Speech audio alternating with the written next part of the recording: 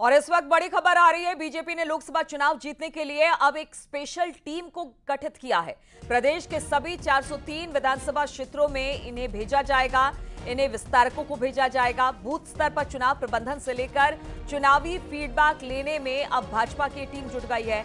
कल से बीजेपी विस्तारकों का प्रशिक्षण 10 से 11 दिसंबर को लखनऊ में किया जाएगा। भाजपा ने अनुभवी कार्यकर्ताओं को विस्तारक बनाया है। विस्तारकों को संबंधित विधानसभा क्षेत्र की राजनीति और जातीय समीकरण की पूरी जानकारी दी जाएगी।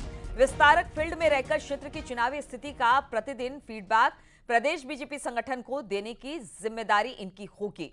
तो अब किस तरह से लोकसभा चुनाव में उत्तर प्रदेश बेहतर प्रदर्शन करे, सभी की सभी सीटें चुनकर लेकर आए, इसे लेकर अब एक स्पेशल विस्तारक टीम भी गठित कर दी गई है। और अधिक जानकारी के लिए हमारे साथ संकेत जुड़ गए हैं। संकेत, बीजेपी की तैयारी तो हमेशा से रहती है, लेकिन अब इसे धार दिया जा रहा है। बिल्कुल जाहिर सी बात है, ये बड़ी सधी हुई तैयारी है लोकसभा चुनाव के लिहाज से। दरअसल भारतीय जनता पार्टी ने जो लोकसभा की हारी हुई सीटें हैं उनमें 60 विधानसभा सीटों पर विस्तारक तैनात किए थे और ये प्रयोग भारतीय जनता पार्टी का सफल साबित हुआ। यही वो वजह है कि भारतीय जनता पार्टी अब उत्तर प्रदेश की सभी 403 विधानसभा सीटों पर विस्तारक तैनात करने जा रही है। ये विस्तारक कल इनको भारतीय जनता पार्टी के प्रदेश के अध्यक्ष भूपेंद्र चौधरी और महामंत्री संगठन प्रशिक्षण देंगे और उसके बाद ये विस्तारक फील्ड में जाएंगे और इनका जिला का और क्षेत्रीय भाजपा की टीम से कोई समन्वय नहीं होगा। ये अपना जो फीडबैक है वो वहां से पूरी विस्तृत रिपोर्ट तैयार करेंगे और वो प्रदेश संगठन को उस रिपोर्ट से अवगत कराएंगे कि आखिर क्या सियासी समीकरण है, कहां पर जो कमियां हैं जिन्हें दुरुस्त किया जा सकता है और सरकार की योजनाओं का और जो भारतीय जनता पार्टी के संगठन का जो चुनावी अभियान है उनका किस तरह से जनता पर असर हो रहा है। ये सभी फीडबैक तैयार करके वो प्रदेश संगठन को समय समय पर देंगे और उनकी रिपोर्ट काफी मायने रखेगी। कल भारतीय जनता पार्टी के प्रदेश कार्यालय में इनका प्रशिक्षण का कार्यक्रम रखा गया है और ये प्रशिक्षण 2 दिवसीय होगा, 10 और 11 को। तो जाहिर सी बात है कि भारतीय जनता पार्टी अब इस स्पेशल टीम के सहारे लोकसभा चुनाव की तैयारियों में और तेजी से जुटेगी और फीडबैक के आधार पर काम करेगी और उसी रणनीति से चुनावी मैदान में उतरेगी। चलिए ठीक है, तो बीजेपी अब 2024 के मिशन पर जुट गई है। इसी को लेकर विस्तारकों की एक टीम गठित की गई है। पहले ट्रेनिंग और बाद में उन्हीं से फीडबैक के आधार पर किस तरह से सीटों को जीता जाए, इस पर काम किया जाएगा। बदायूं में अज्ञात गाड़ी ने बाइक में टक्कर मार दी और इस हादसे में एक की मौत हो गई जबकि 2 लोग इसमें घायल हो गए हैं। युवक वजीरगंज से दुकान बंद करके अपने घर लौट रहे थे, तभी वजीरगंज थाना क्षेत्र के नदवारी पेट्रोल पंप के पास यह हादसा हो गया। पुलिस ने शव को कब्जे में लेकर पोस्टमार्टम के लिए भेज दिया है और घायलों को अस्पताल में एडमिट करा दिया गया।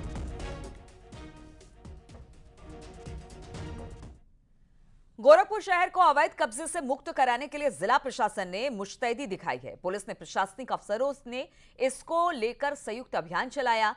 इस दौरान चौराहे पर कब्जा कर ठेला लगाए 1739 लोगों को वहां से हटाया गया। शहर के मोहद्दीपुर रेलवे स्टेशन रोड पर डीएम एसएसपी ने दुकानों के बाहर रखे सामान को भी हटवाया और भविष्य में अतिक्रमण नहीं करने की चेतावनी भी दी। शहर में 253 दुकानों के सामने से अतिक्रमण हटाया गया। अफसरों ने दुकानदारों को चेतावनी दी कि अगर नहीं माने तो फिर जुर्माना और केस दोनों होगा। जनपद गोरखपुर में गोरखपुर शहर में यातायात व्यवस्था को सुचारू रूप से चलने के लिए और आम जनता को किसी प्रकार के जाम ना लगे और उसको राहत देने के लिए जनपद की गोरखपुर पुलिस द्वारा एवं ट्रैफिक पुलिस द्वारा शहर के मुख्य चौराहे हैं उनके ऊपर जो भी अतिक्रमण करके जो लोग लगाए गए हैं उनके द्वारा और नगर निगम के सहयोग से सारे जाम को हटाया जा रहा है। इसमें जिन लोगों ने आगे दुकानें बढ़ा के रखी है उन लोगों के खिलाफ भी कार्रवाई की जा रही है। जो लोग इलीगल रूप से पार्किंग करते हैं उन लोगों के खिलाफ भी कार्रवाई की जा रही है। और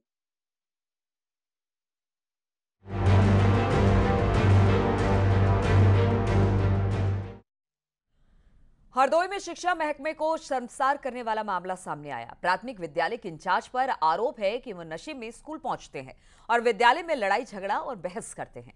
लिहाजा ग्रामीणों ने शिक्षक के वार्तालाप का वीडियो बना लिया और इस मामले में बीएसए ने शिक्षक के खिलाफ जांच और कार्रवाई के आदेश दिए। मामला प्राथमिक विद्यालय तरी का बताया जा रहा है, जहां पर रोजाना इस तरह की हरकतें शिक्षक की तरफ से जब देखने को मिली तो फिर वीडियो बनाकर बीएसए को सौंप दिया गया और अब बीएसए इस पूरे मामले में कार्रवाई की बात कर रहा है। सुबह सुबह का होई गो है का बदले बदले लगे बस हैं खाना आना बनता है नहीं? गुरुजी आते हैं कि नहीं? क्यों नहीं आते? दारू पीते हैं। मास्टर आते नहीं हैं, जब तब आते हैं पढ़ाते क्या है यहाँ।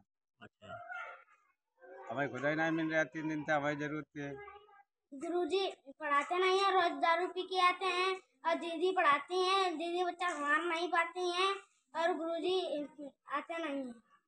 अभी मीडिया के माध्यम से जानकारी मिली है कि खड़ियावा ब्लॉक के प्राथमिक विद्यालय धरी में जो इंचार्ज प्रधानाध्यापक हैं वो शराब के नशे में विद्यालय पहुंचे हैं। उनके कुछ वार्तालाप के वीडियो हमने अभी देखे हैं। इसकी जांच कराकर मैं कार्रवाई करता हूं। और खबर गोंडा से लेते हैं, जहां पर पुलिस ने संदिग्ध हालत में युवक की मौत के मामले में आरोपी को गिरफ्तार कर जेल भेज दिया। शहर कोतवाली क्षेत्र की यह वारदात है। 13 नवंबर को डीजे बजाने को लेकर कुछ लोगों ने विवाद शुरू किया, फिर ये विवाद मारपीट में तब्दील हो गया। इसके बाद युवक का शव कमरे में फंदे से लटकता हुआ मिला। डायल 112 पर सूचना के बाद पुलिस ने आनन फानन में पोस्टमार्टम कराकर शव परिजनों को सौंप दिया। अब डीएम के आदेश के बाद पुलिस 14 नवंबर को अंतिम संस्कार करने गए लोगों के बीच चिता से शव उठाकर लाई और फिर शव का फिर से पोस्टमार्टम कराकर परिजनों को सौंप दिया। इस मामले में पुलिस ने केस दर्ज कर लिया था। युवक पिछले 10 साल से ससुराल में रहता था। परिजन पिटाई से मौत होने की बात कहकर आरोपियों पर सख्त कार्रवाई की मांग कर रहे हैं। पीड़ित परिजनों ने एसपी सुप्रीमो अखिलेश यादव से मुलाकात कर अपना दर्द भी सुनाया था। पोस्टमार्टम की कार्रवाई कराई गई थी। परिजनों की तहरीर के आधार पर धारा 302 आईपीसी का अभियोग पंजीकृत किया गया था। जो प्रथम बार जो पोस्टमार्टम हुआ था वो परिस्थिति साक्ष्यों से मेल नहीं खा रहा था। प्रभारी निरीक्षक कोतवाली नगर की आख्या के आधार पर उसका दोबारा पोस्टमार्टम कराया गया था और पुनः विवेचना के दौरान जो है स्टेट मेडिको लीगल एक्सपर्ट को इस सारे प्रकरण से अवगत कराया गया है। मथुरा में पुलिस ने ज्वेलर्स की दुकान पर लूट का खुलासा करते हुए इस मामले में 3 बदमाशों को गिरफ्तार कर लिया है। गिरफ्तार बदमाशों में एक सीआरपीएफ में तैनात दरोगा बताया जा रहा है। आरोप के मुताबिक ये बदमाश महंगे शौकों को पूरा करने के लिए लूट की वारदात को अंजाम देते थे। इनके पास से भारी मात्रा में लूट के सोने चांदी के गहने, अवैध हथियार बरामद किए गए हैं। 21 नवंबर को थाना सदर बाजार इलाके के नरसीपुरम में दिनदहाड़े हथियारों के बल पर लूट लिया गया था। बाइक सवार नकाबपोश बदमाशों ने ज्वेलर्स की दुकान पर ताबड़तोड़ फायरिंग की थी, जिसमें ज्वेलर्स बाल बाल बच गया। हथियारों के बल पर बदमाश दुकान से लाखों रुपए के सोने चांदी के आभूषण लूटकर फरार हो गए।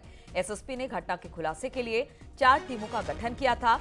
पुलिस लगातार आसपास के सीसीटीवी फुटेज भी खंगाल रही थी, साथ ही साथ सर्विलांस और फॉरेंसिक सबूतों के आधार पर जांच में जुटी थी। इस घटना का मास्टरमाइंड अभी पुलिस की गिरफ्त से दूर है। पुलिस उसकी तलाश में जुटी है।